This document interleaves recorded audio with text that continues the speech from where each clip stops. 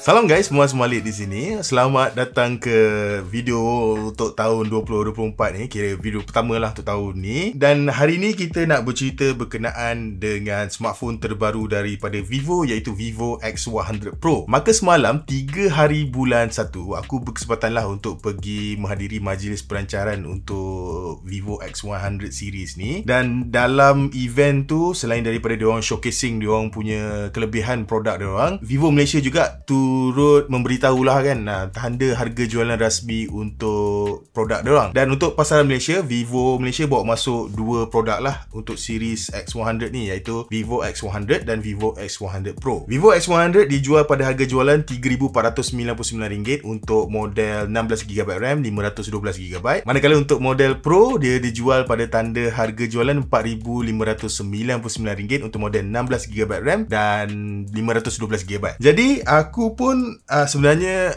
saja nak belagak lah kan. Aku pun berkesempatan lah untuk menggunakan Vivo X100 Pro. Aku gunakan yang versi Pro nya, dan aku dah gunakan smartphone ni dalam 2 hari lebih kurang macam tu lah kan. Memang 2 hari pun. So tak ada banyak benda yang aku boleh test lagi. Tapi sajalah nak kongsikan kat korang semua apa benda-benda yang menarik yang aku rasa ada pada Vivo X100 Pro ni. So spoiler alert sikit, kamera dia lah kan. Kamera dia memang mantap gila. Dia membuatkan S23 Ultra ni dia jadi macam gojah sikit lah. Terutama capability zoom dia. Capability zoom dia memang mantap gila lah. Baik, jadi kalau kita nak cerita berkenaan dengan X100 Pro ni, kita kena cerita pada bahagian luaran dia dulu lah. So macam korang nampak, dia punya macam colour yang aku guna ni adalah Star Trail Blue. Star Trail Blue, betul sikit sebutan dia. Jadi aku personally, kalau dah in terms of dari segi dia punya rekaan dia tu memang nampak kemas lah. Dia memang nampak cantik gila dengan kalau kau perasan ada tulisan Extreme Imagination kecil dekat bahagian bawah ni. Lepas tu ada logo Zeiss kan, sebab dia ada collaboration dengan Zeiss Optic. Dan kemudian dari segi dia punya colour dia ni pun, dia aku suka dia macam ada layer-layer memancar keluar kan. Even aku tak tahu dekat bahagian tengah ni kan, kalau korang tengok lah kan, dia macam nampak macam dia ada bengkokan tau. Dia macam ada bonjolan tau.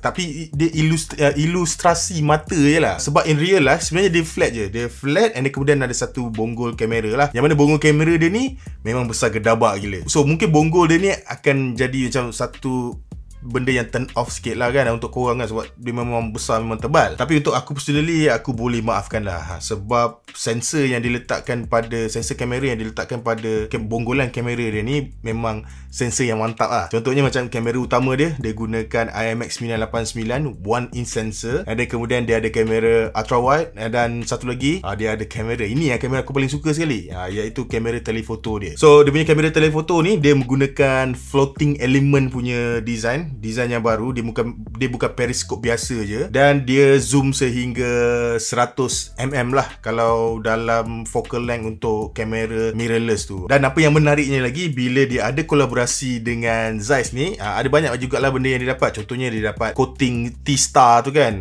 yang mana dia mengurangkan masalah flare ataupun pencahayaan yang tak sepatutnya masuk dalam gambar tu kan, untuk bagikan gambar tu lebih clear kan. So itu antara benda yang memang sebelum-sebelum ni pun kalau ada kolaborasi dengan Zeiss, memang akan dapat benda tu. Dan satu lagi benda yang special hanya ada pada model yang Pro ni saja, iaitu Oppo Chromatic Lens. So Oppo Chromatic Lens ni dia macam ayat fancy lah, macam sikatan lah kan. Sebenarnya apa yang dibuat adalah teknologi untuk mengurangkan chromatic aberration pada gambar. So contohnya macam kalau korang ambil gambar backlight kan, contohnya korang ambil gambar pokok, dan kemudian ada cahaya matahari kat luar tu, kalau kita zoom pada daun-daun tu, kalau dia mempunyai chromatic aberration yang lemah, korang akan nampak dia macam ada dekat daun tu akan ada nampak macam purplish kan. So dia tak berapa kemas lah. So selalunya memang boleh buang benda tu, tapi dalam software lah. Berbeza dengan X100 Pro ni, dia bukan buang dari segi software, dia buang pada dia betulkan benda tu sebelum dia jadi gambar. Maksudnya dari segi hardware lah kan. Korang faham tak apa aku cakap ni? Sebab aku pun dah mula macam tak berapa nak faham dah ni. But all in all, kalau cerita pasal kamera dia ni, panjang lah kalau nak cerita kan. So macam aku cakap tadi, dia ada 3 kamera ultra wide, kamera utama 1 inch, and then kemudian kamera telefoto terbaru dia yang best tu, dan satu lagi kat bahagian bawah ni dia ada sensor DTOF. So untuk membaca kedalaman lah waktu kita ambil gambar tu. So dari segi design, dia punya macam aku cakap tadi, semua overall memang cantik, memang cun. Cuma waktu bila aku pegang smartphone ni, satu yang aku perasan, smartphone ni dia memang berat sikit lah. Kita boleh rasa dia punya keberatan dia tu. So dia melebihi 200 gram. Dan kemudian boleh rasa juga macam dia top heavy lah. Maybe disebabkan sensor kamera dia semua dekat bahagian atas ni agak berat. Tapi dia tak adalah top heavy yang bila korang pegang tu memang rasa macam nak jatuh ke apa ke. Tak adalah kan. Korang faham lah apa aku cakap. Dia bukannya top heavy tu, bukan itu maksud aku. Maksudnya bila pegang tu kita boleh rasa lah macam dia bukannya smartphone yang fully balance. Dan kemudian pada bahagian hadapan ni pula, dia gunakan skrin yang besar 6.87 inci. Dia gunakan OLED LTPO. Dan kemudian skrin dia masih lagi menggunakan skrin yang curve kan. Dia curve kiri kanan. Jadi dengan sensor kamera yang powerful dan design dia pun, dan kalau korang tengok dia punya iklan-iklan itu, kita boleh tahulah yang mana X100 Pro ni dia punya fokus utama dia adalah untuk fotografi. Yang mana sepanjang 2 hari aku menggunakan smartphone ni, aku memang boleh vouch lah kamera yang ada pada X100 Pro ni memang betul-betul pro. So benda pertama yang aku suka adalah color profile Zeiss. So by default kalau korang gunakan smartphone ni, dia akan go to Vivid punya color profile. So dia ada 3 color profile yang korang boleh pilih, sama ada Vivid, Texture ataupun Natural Zeiss lah. Dia ada logo Zeiss kat situ. So macam aku sendiri, aku memang suka menggunakan Zeiss sebab aku rasa dia color dia lebih neutral, dan disebabkan color dia neutral tu, mudahlah untuk kita nak edit-edit gambar lepas kita ambil gambar tu. Dan kemudian terdapat juga banyak set of feature yang best, antaranya macam portrait mode. Portrait mode dia pun ada banyak lagi benda yang baru. Contohnya untuk dia punya bokeh tu, kita boleh pilih lah. Dia ada banyak jenis bokeh. Sama ada korang nak pakai yang natural tu biasa. Ada kemudian daripada Zeiss sendiri, iaitu Biota, Bispeed, Sonar, Plana kan, Octagon untuk bokeh lampu kat belakang bentuk peta-peta. So ada banyak pilihan lah yang korang boleh pilih. Benda ni adalah satu benda yang baru. Ada kemudian benda yang baru juga yang aku rasa baru adalah cinematic portrait.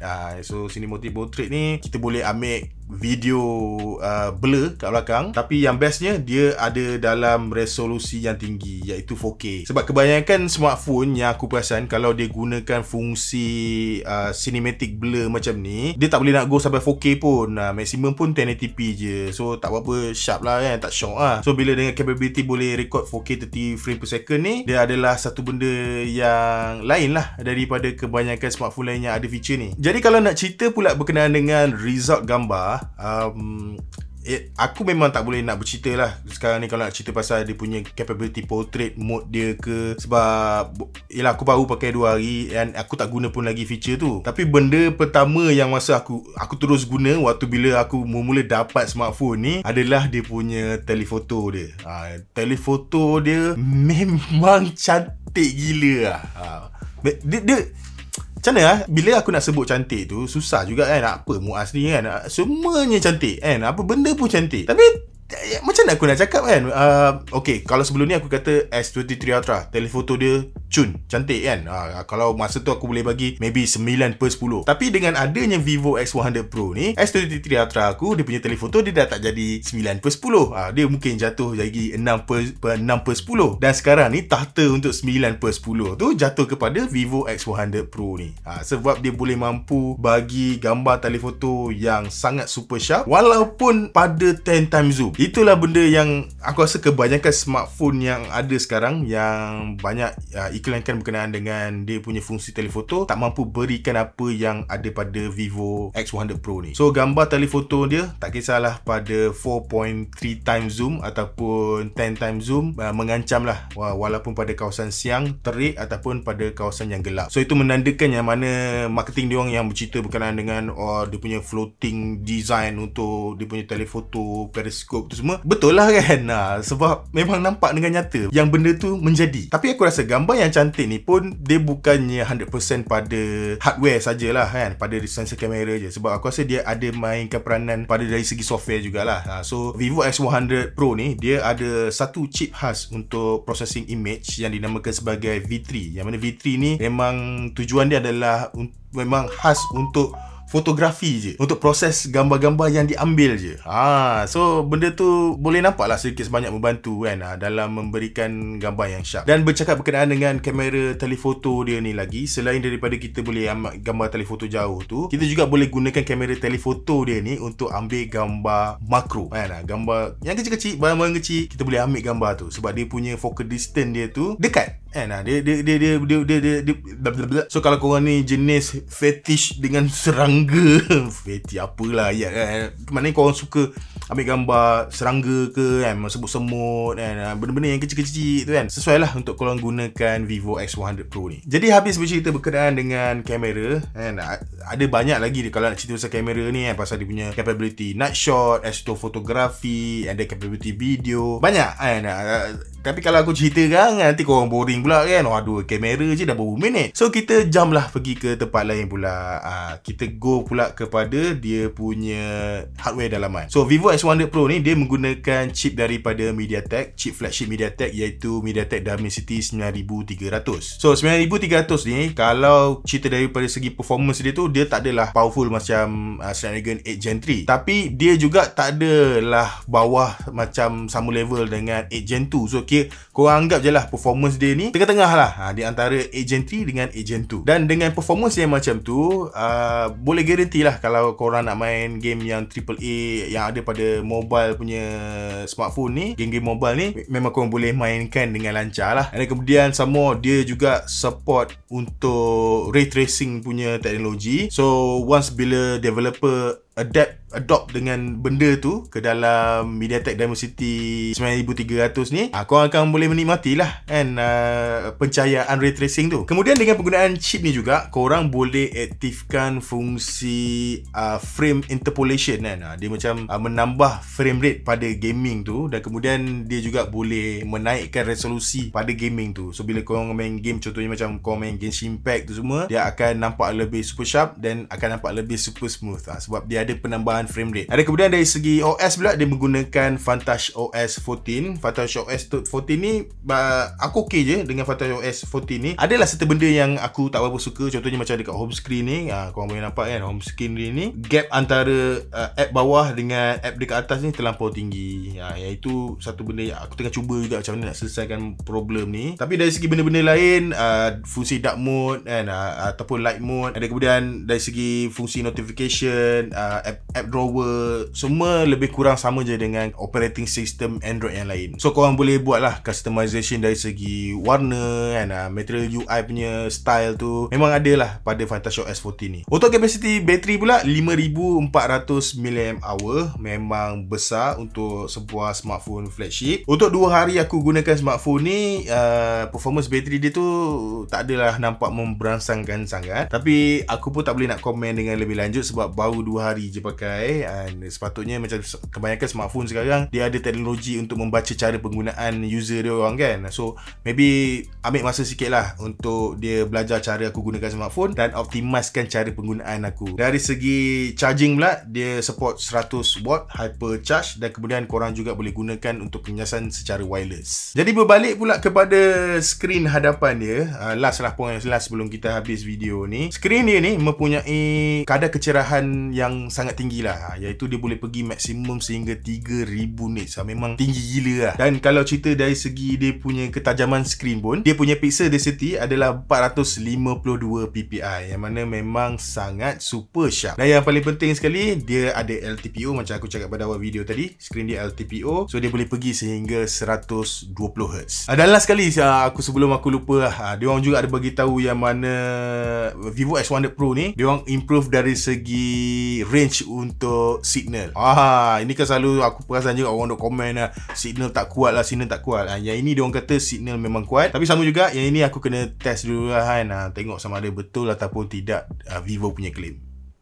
Jadi guys, aku rasa sampai di sini saja video perkongsian aku berkenaan dengan Vivo X100 Pro ni. So, persoalannya aku rasa aku nak tanya pada korang adalah, adakah korang akan go for Vivo X100 Pro? Kalau korang ada duit lah korang nak go for X100 Pro, ataupun korang nak jimat dan just go for Vivo X100. Sebab kalau cerita dari segi dia punya design, performance, semua dua-dua smartphone ni lebih kurang sama. Yang membezakan aku rasa adalah dari segi performance kamera dia kot kan. Sebab dia punya sensor yang digunakan adalah sensor yang berbeza. Lain-lain semua lebih kurang sama. So, adakah korang akan berbelanja lebih 1000 lebih untuk dapatkan versi yang Pro? Komen dekat dalam ruangan komen di bawah, okay? Maka seperti biasa, kalau korang rasa video ni best, jangan lupa untuk tinggalkan like dan subscribe. Kita berjumpa lagi di video yang seterusnya. Bye-bye.